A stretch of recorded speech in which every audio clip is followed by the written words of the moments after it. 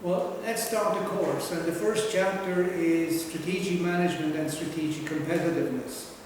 And this is page 34 to 71 in your textbook.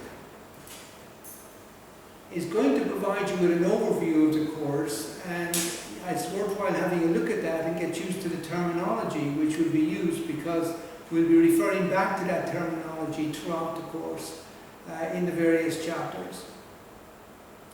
In the first chapter, we're looking at strategic management as a definition, and then looking at strategic competitiveness, and trying to understand what are some of the elements that we really need to be paying attention to. What you have to understand is that every single company in the world has certain elements. And it doesn't matter what kind of company it is, but it's going to have a long-term strategy, it'll have a short-term strategy, it'll have an action plan of some sort. But prior to coming to understand what those are, the company needs to have a vision and a mission. So what is the vision of a company? The vision of a company is about the overall direction that the company is moving in. Now, every company needs to have a vision. Now, in many cases, companies don't have a written down vision, or the vision is in the mind of the inventor or the originator of that company, the founder of the company. But that's generally not sufficient. A vision should really be made up of the collective thinking of the company and what they see as the overall direction of the company. Now, once you get a vision in place, the likelihood is that that vision isn't going to change very much over the life of the company. And there's been a recent series of programs on television and so on talking about the top 100 companies. And these are companies which have 100 years of existence.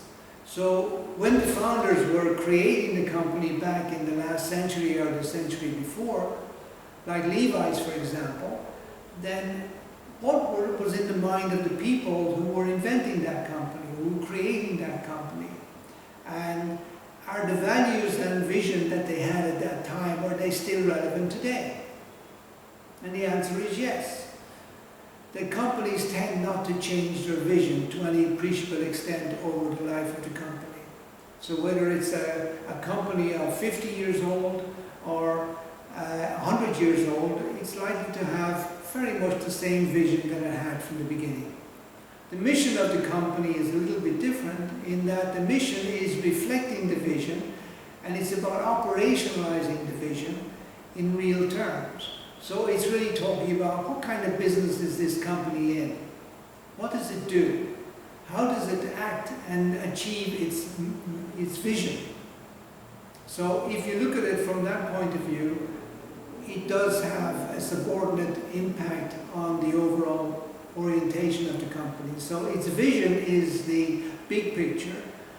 The mission is the subordinate picture, which is looking at operationalizing that vision.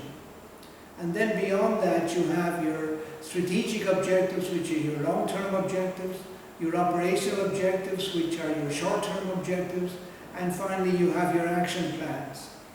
So in effect, every part of your company is divided up as follows. Just to illustrate. So you have your vision. And the vision is the overall direction.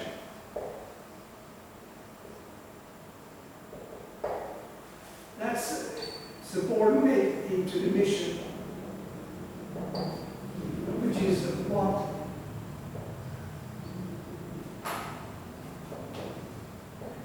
what does the company actually do? And then you have that broken down into strategic.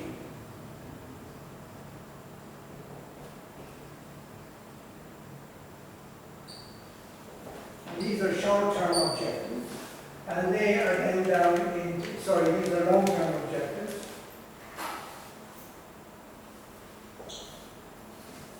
And they're broken down into operational objectives.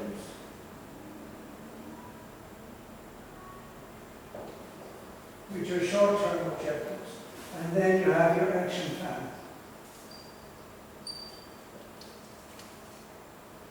In other words, what does the company do on on a day-to-day basis. Now, if you look at this from an integrated way, then the action plans must in fact reflect the operational objectives. The operational objectives in turn must reflect the strategic objectives. The strategic objectives in turn must reflect the mission of the company, which in turn reflects the vision of the company. So you can see it's all integrated from top to bottom. So whatever place you enter into this, it's linked to those above and those steps below that. But every company has this. This is not something that some companies should have and other companies don't need. The reality is all companies need this.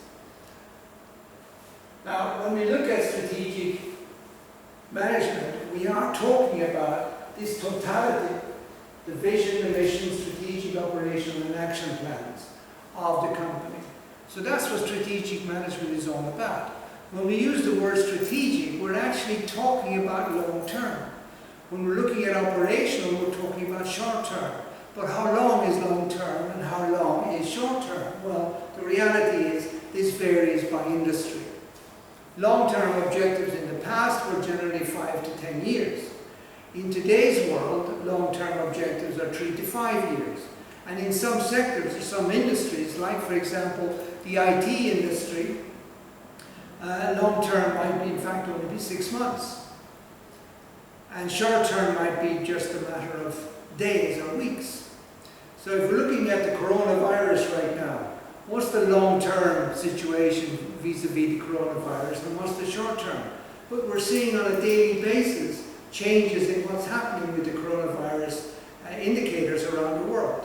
Like last night, the university decided that they would not have face-to-face classes anymore for this duration of for this period.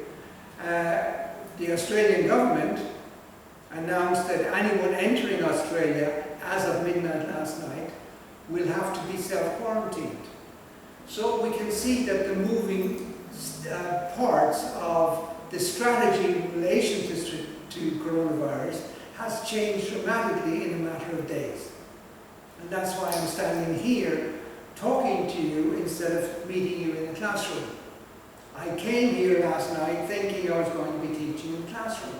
This morning after breakfast, I learned to know I'm going to have to do a virtual course which will be using the PowerPoint, emails, etc., etc. So when we're looking at the length of time of strategy versus operations, it varies a lot from business to business.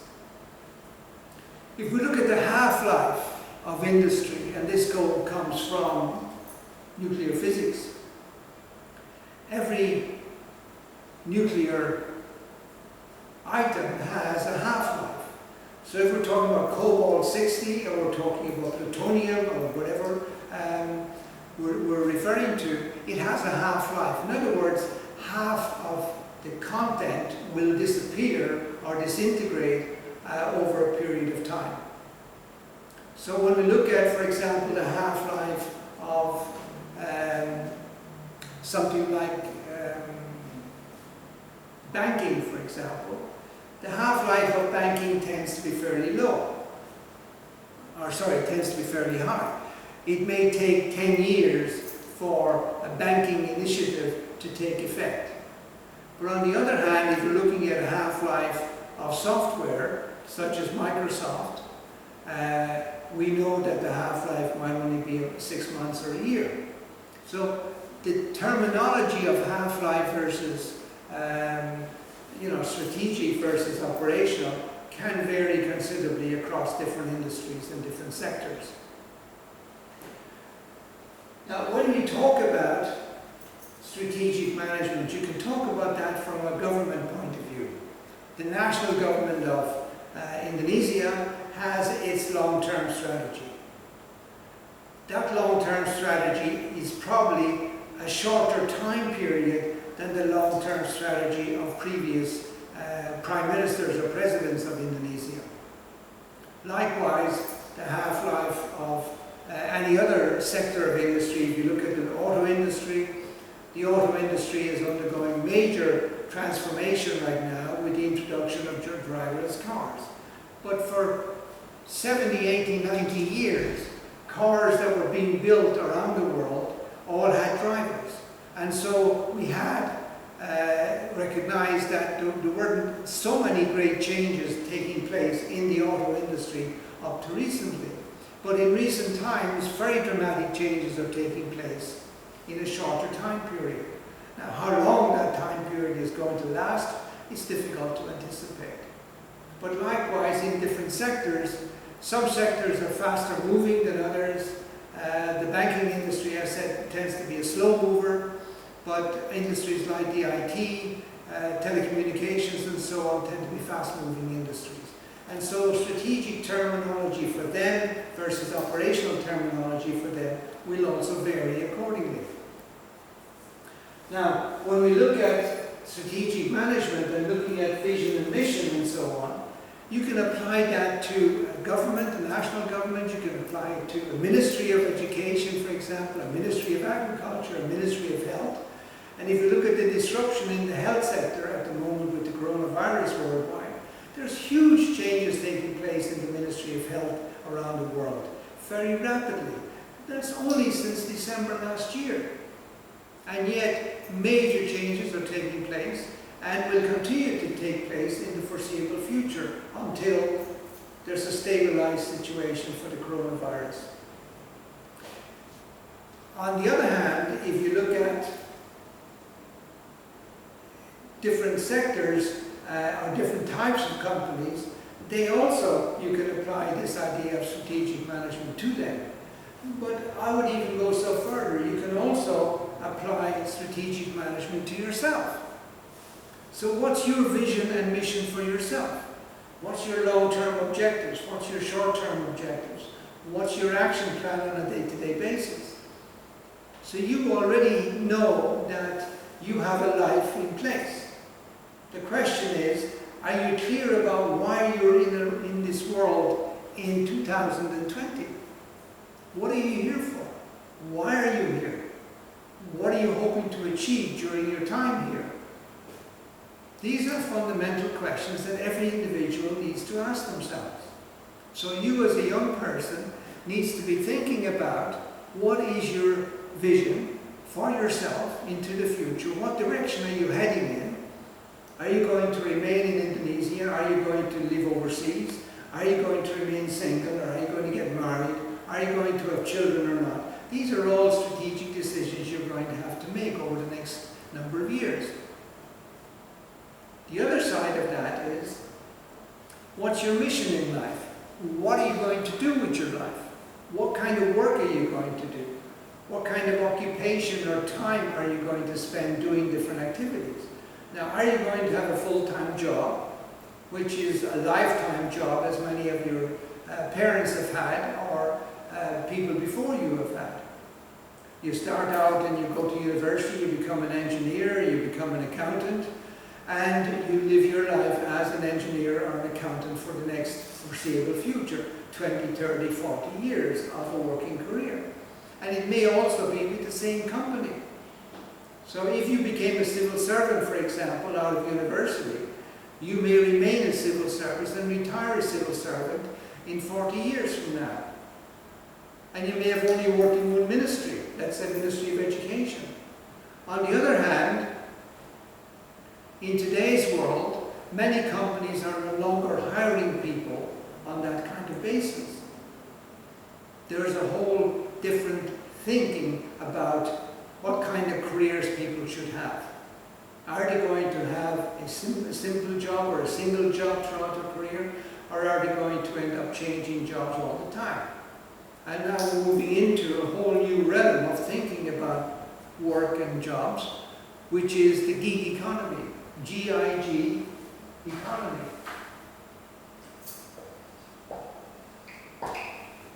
So jobs are becoming gigs. An example of a gig is a musician plays a concert in Surabaya on Sunday night, and next week they're playing a different concert in Jakarta, and the following week they might be playing another concert in Thailand or in Cambodia or someplace else. And these are all gigs, G-I-G-S. And so our careers can be made up of gigs. So if I look at what I do for a living, I'm a visiting professor here, but I'm also a visiting professor in Thailand, in Vietnam, and in Myanmar. So I was in Myanmar last week, I'm in Indonesia this week. As a teacher of management subjects, this is a gig for me. I can classify what I do now here in Indonesia as a gig. And next week I'll be doing a different gig somewhere else. My son is a professional musician. He plays gigs. He does a gig in a concert in one place tonight, and he may have a different place. He'll do a gig tomorrow night or next week. So he's living his life doing gigs from which he earns his income. I earn my income from doing gigs by teaching courses in different universities. So I'm teaching courses here, I'm teaching courses in Foreign Trade University and the National Economics University in Vietnam. I also teach courses on international trade in Yangon in Myanmar and also in Mandalay in Myanmar. And then I teach other courses in Thailand. And so I'm working as a gig professor. Now, that's not how I would have described it in the past, but that's how it could be described today. And your careers may not be in a single company. Your careers for the future may be in multiple companies or doing multiple types of tasks. So, for example, you may not have a job in the future. That's the traditional idea of a job, of working 9 to 5 over a period of time, an extended number of years, for the same company. You may now end up doing gigs, so you may do audits. For example, you might become an accountant who does audits for different companies around the world. That's okay. So you might be like the PricewaterhouseCoopers. You might be like the Deloitte. Various other of the big consulting firms do audits for many companies around the world. Each audit in itself could be classified as a gig. So you do an audit for XYZ company over a period of time, and then you move on to the next company. In the same way as you might become an artist. You do a painting of one scene today, and you might do a different kind of painting tomorrow. Or you might be a portrait person, or you might be a photographer for weddings. So you'll do a wedding party this week, and you'll do a different wedding party next week. Each wedding party is a gig. And you will earn your living from going from place to place, meeting with different families to do their photography. And that's a gig. So that's another way of looking at it. You can also have a gig in terms of construction. So you might be an architect who designs factories, who designs homes, who designs shops. So the design of one shop is a gig. Then you go on and you design a different shop for a different customer. And that's another gig. So I'm looking out the window of my apartment in Bangkok, and there's a new building going up as of the last few weeks. They have just finished the first floor, and then move on to the second floor and so on. But over time, that building will be complete. It's going to be an apartment building. How many floors it's going to have, I have no idea. But when that apartment building is finished, then the architect and the engineers and the construction workers will all move to a different location. And they'll build another apartment building somewhere else. So that's a gig. So it's not a long-term assignment. It's a single assignment in a limited period of time. But strategic management has to accommodate that. And so when you're looking at strategic management, you are looking at what is the vision of what the company is all about. What's its mission? What does it actually do? And then what are its strategic objectives, its short and its operational objectives, and its action plans. So what do you do every day? So if you look at your strategic direction for yourself, you have a strategic direction to come to university. So you've chosen this university and you're going to study here for a period of 4 years or whatever. During that time, you will be taking many different courses and many subjects. The overall strategic direction is to graduate from this university with a good degree. Your operational objective is to pass every course along the way, because the accumulation of all the credits you get from those courses is what's going to lead to your achieving your vision, which is to graduate from this university. But each course is an activity that you're going to engage in on a semester basis, like this one here. But then looking at it from an operational point of view or an action plan point of view, what are you doing every day? What classes are you attending? What assignments are you doing? What midterm exams and end of term exams are you doing along your journey? And each one of those all add up, so your action plans lead to achieving your operational objectives. You're going to pass course X and course Y and course E, etc. Your strategic objectives, you're going to pass year 1, year 2, year 3 and 4 and so on.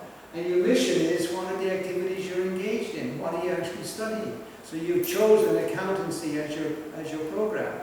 So your mission is to complete an accounting program. And that will help you to achieve your vision, which is to graduate as an accountant with a degree in accountancy from this prestigious university.